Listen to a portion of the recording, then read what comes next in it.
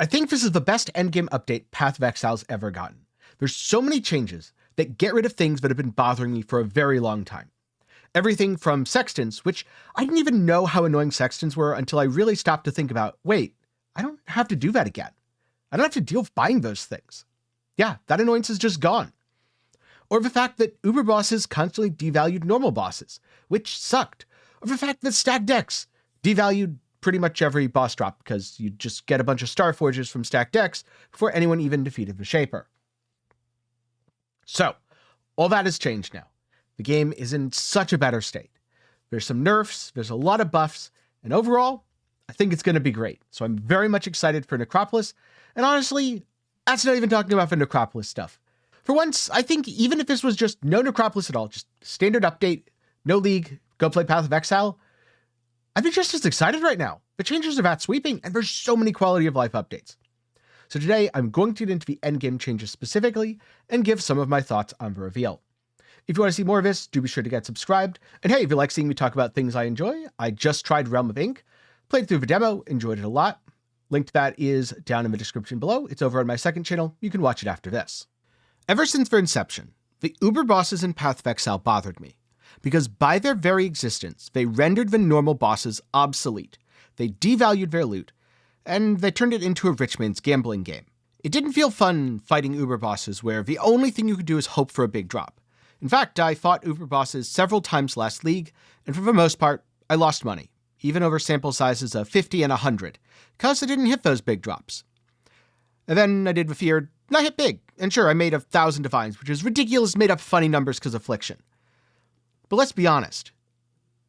That's not how it's supposed to be. That's not why you're supposed to be challenging these bosses, and that's certainly not sustainable. It's been one of my big gripes with the game, and so I'm very glad that it's finally being addressed in Necropolis, with a massive endgame rework that not only adds new challenges, which I think is great, but it also opens up the bosses, it makes their loot more meaningful, it does everything that I always wanted it to. So let's see what that's about, and I'll interject occasionally to give some of my thoughts. I apologize if I sound a little tired. It's been a very long day, and there's been a lot to go over. In 3.24, we've made a plethora of changes to the endgame. We're introducing new bosses, adding another tier of maps, and streamlining the Atlas. The most difficult and most rewarding content in Path of Exile can be found in Uber Pinnacle bosses, such as the Maven and the Searing Exarch. Currently, the only way to access these bosses is by allocating specific keystones on the Atlas passive tree. While this system offers a nice element of control, it causes a problem. Rewards and access to the non-Uber variants are now economically priced around the rewards of the Uber fights. This means it is wasteful to run the non-Uber variants instead of simply selling them. Another problem that we noticed is the difficulty jump between the Pinnacle and Uber Pinnacle content was relatively large, and there wasn't obvious content that could bridge this gap. Many players would give up on their characters before being able to defeat the Uber Pinnacle bosses. In 3.24, we will be making some changes to this. We are removing the keystones that give access to the Uber Pinnacle bosses from the Atlas tree, and instead we'll be adding a new set of fragments that give you access to this content. Where do you get these fragments? We are adding a new tier of maps, Tier 17 maps, which not only give you access to the Uber Pinnacle content, but also test your characters in new ways. So when I talked about this in the past, my way of solving it was something like you have with Shaper and Uber Elder, where one boss gives a key for another. Because that would be a pretty good way to solve it. You'd farm the normal boss and sell the key for the Uber boss. But I like this solution so much better. It gets around that tiny problem of farming the boss to still go after the Uber boss value-wise. This is something that in the ZiggyD Q&A, Mark even addressed, where he's like, we didn't want to do that because that still leads to the feeling bad part, especially for people who want to farm things themselves. This is a much more elegant solution, and it adds new content. Because now, what if you don't want to be a boss killer, but you still want to take part in this? You can do the tier 17 maps. They're still going to be challenging. There's still probably going to be Uber boss tier content. Like, it's not going to be easy. Brutus is a boss. Except in tier 17 map, he's a trash mob. You're going to encounter packs of Bruti. It's going to be ridiculous and fun and awesome. And it's going to take powerful characters. It's new challenging content for people to throw themselves against and work towards and earn. It also means that the Uber boss loop is going to be so much healthier than before. They feature a new set of bosses, Uber monsters, and a new tier of modifiers that can roll on the maps. There are 5 new Tier 17 maps in total, with some surprising boss fights at the end. We'll look at a couple today, and the rest you'll have to discover for yourself. First, we have the Citadel map. This map contains an ancient Kalguran citadel. You will encounter many expedition monsters as the signature packs throughout the map. At the end, you will fight Uber Uhtred.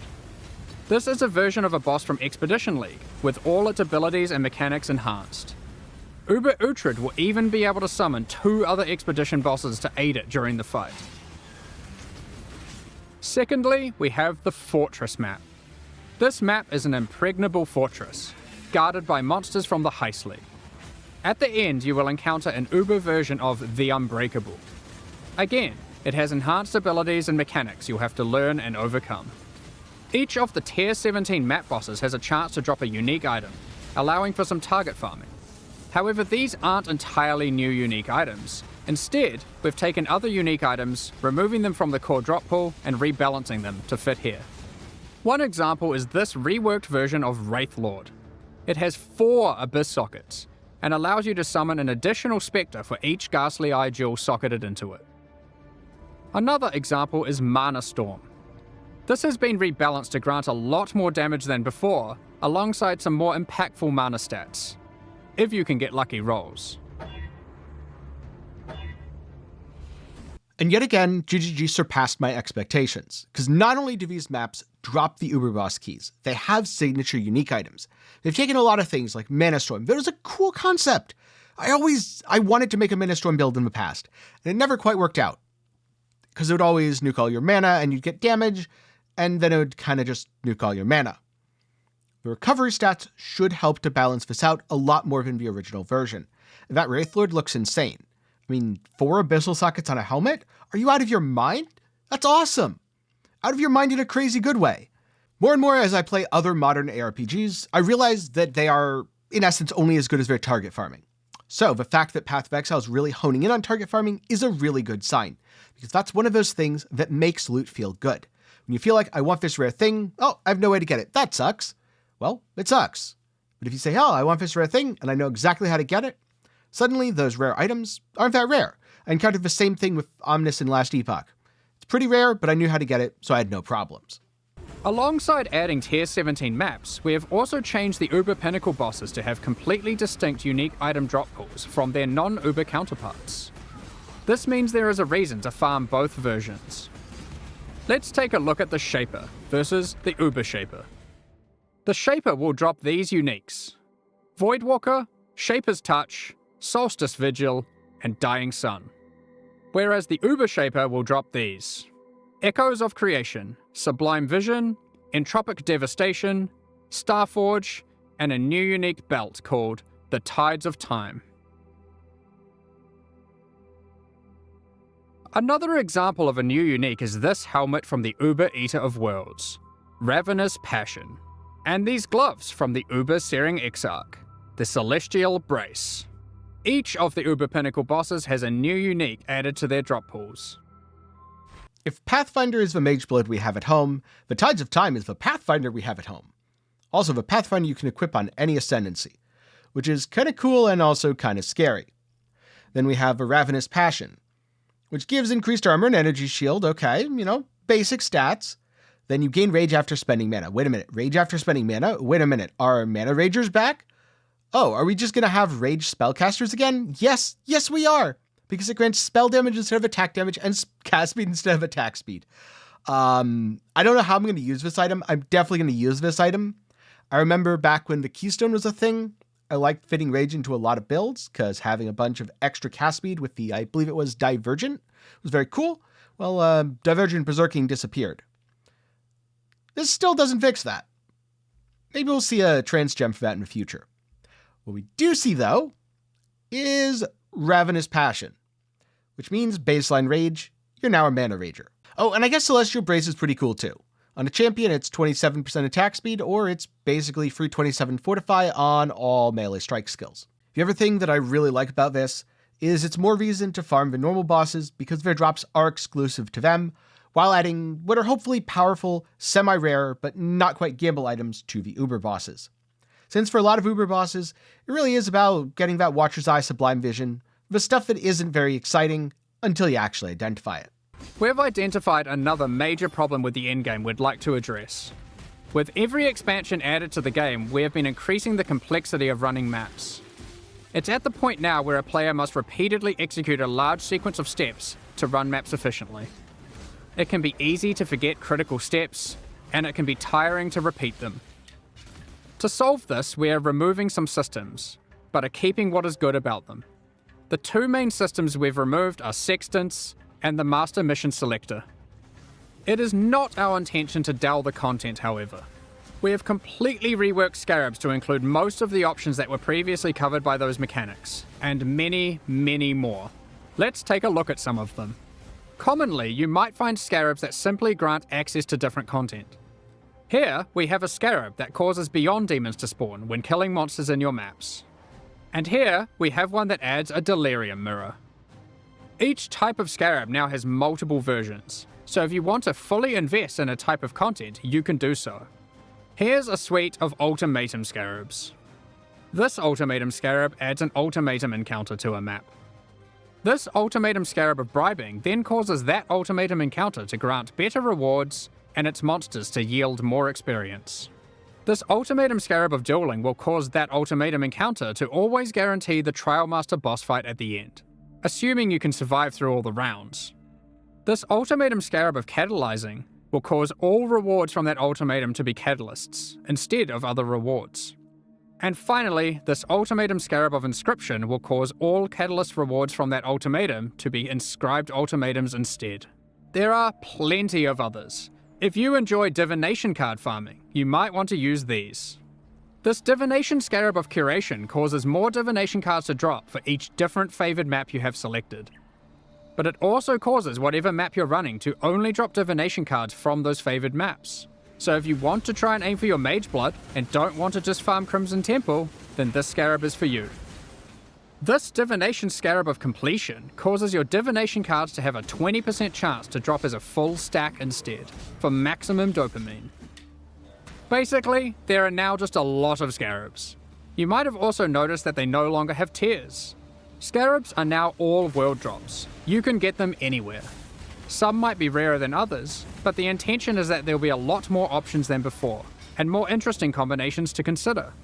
If you want to target specific Scarabs, Betrayal has been updated to include most of them, and you will need to relearn which ones come from where. I have a confession. I'm tired. And not just because I'm 12 minutes into editing this video at about 5 a.m. I'm tired of Scarabs and Sextants and rolling my maps and applying masters and then forgetting that I can't use two masters together and making sure I have all the Atlas passives. And I didn't even realize it. I was so caught up in the loot and the farming, but I didn't realize how tired I was until I thought about how nice it's going to be to not have to deal with Sextants ever again.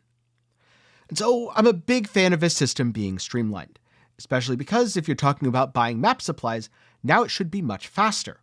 And if you like doing specific mechanics, which to be fair I do, then this is also a really big change. Because in the past I'd run into the issue of, okay, I've got my Atlas tree set up. I want to run Expedition. Yeah, I guess I should probably add Harbinger in there. And you know what? I'll add Harvest. All right, that's all my... Oh, god damn it, I have another 20. All right, I'll take the top hat. Oh, right, Eden and Exarch, gotta add those. You piece all these things together, but you're not always running the content that you want to. You're running the content that's convenient, the content that's nearby, the content that just happens to be there. And to an extent, I'm sure you're still going to be doing that. But to a much larger extent, if I really want to go all in on Expedition, then I'm going to be able to go all in on Expedition, put in 4 different Expedition Scarabs, and min-max that content to the top. Will I drop 5 logbooks every map? I have no idea. Will I fight crazy super juice bosses because there's a wing scarab for it? Oh, I certainly hope so. Then I'll go fight Uber Uhtred and realize they weren't that tough after all. This solves the problem of doing too many things. It actually simplifies the amount of content within your map unless you choose for it to be otherwise, which I think is really important for new players and people who dislike bloat. And if you want all that bloat and you want all that content and you want to do crazy juice stuff, you're going to be able to juice like you never have before. Like everything, GGG underpromised and massively overdelivered. I also think this adds a lot of depth to farming strategies. because you do get to make crazy chains. Let's take those ultimatum Scarabs as an example. You could fight Trial Master every single time. Or you could get more catalysts. And then you could convert those catalysts to inscribed ultimatums. So all of a sudden, you get a massive amount of inscribed ultimatums. Now, it's definitely going to be very expensive. And who knows, maybe if a limit 1 thing actually prevents it from happening. That part of a system wasn't really explained. It is a little unclear. It's entirely possible. But I'm taking the limit 1 thing to mean you can only use one of those Scarabs rather than doubling up on certain effects. So if you wanted like 3 Legion Scarabs, you can get 3 Legions in your map.